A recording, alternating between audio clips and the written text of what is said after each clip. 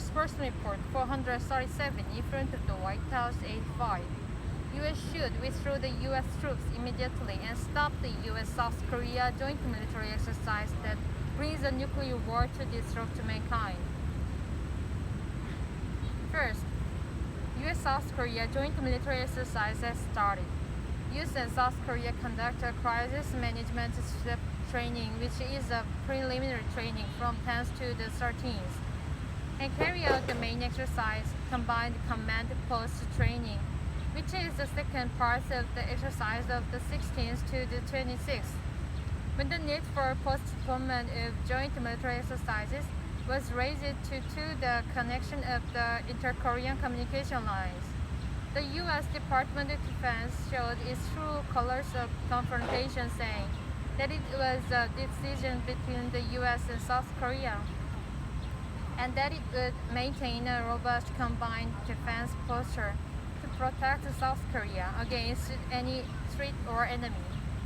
Biden's administration has consistently maintained a deceptive attitude, calling it a no hostile intent toward North Korea and purely defensive in nature, despite the demand for the reduction or suspension of the U.S. South Korea joint military exercises.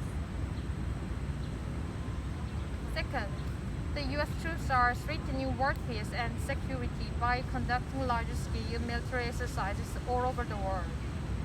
As of the third, the U.S. troops are deploying LSE 2021 in 70 time zones around the world. In this exercise, in which the U.S., UK, as well as Australia and Japan participate, 5 fleets, including the 10th Fleet, in charge of cyber warfare among the 7 fleets of the U.S. Navy.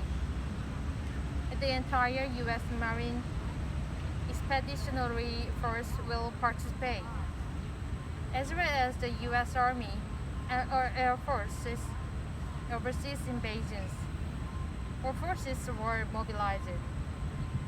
In particular, in that is a response exercise for World War against North Korea, China, Russia, and Iran. It is creating an explosive situation of extreme tension.